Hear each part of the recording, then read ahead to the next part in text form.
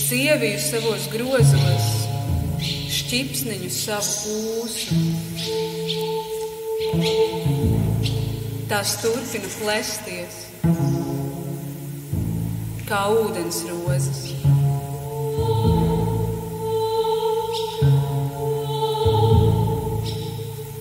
Manas ūsas drīz apskaus, kāda padzīvojuša pāra, kopīgi lasītās beciņas un jauna studenta veļu. Manas ūsas ieaijās mazuli,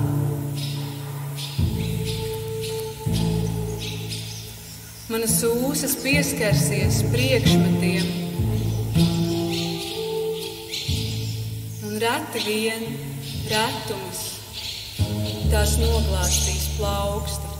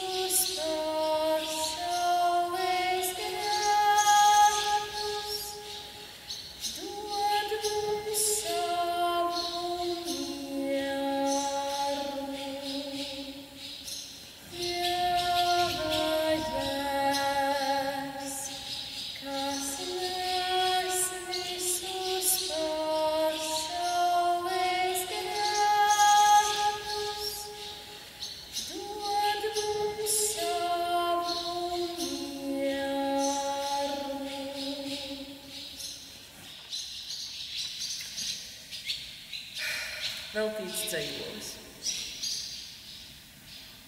Es tevi šodien redzēju.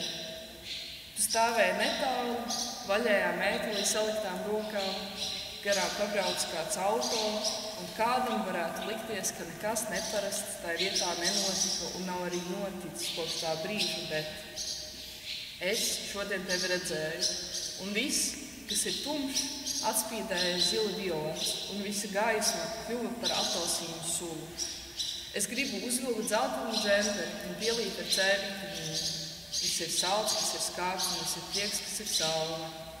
Es tevi šodien redzēju. Es gribēju, lai paceļas silts vējš un koku lapas met piruetus, kā jebkas prātā pārtot dziedošā virpulīgo domas kapu. tu varētu paskatīties atpakaļ un smaidīt.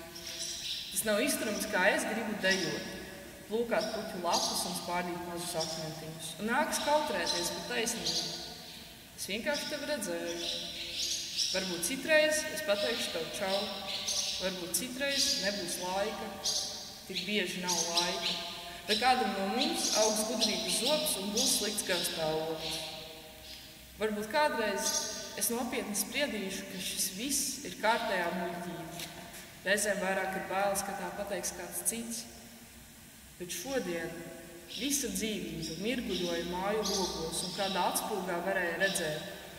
Esmu apstājusies, jo netālu, kā savāda skaista statuja, tavs profils miedzas pret sauli, kas ir prieks, ka tu esi, kas vēlējies tevi apskaut to zina, visas krāsas silda ēnas un tajos logos ne jau atspūgi skrien, bet dziesmas.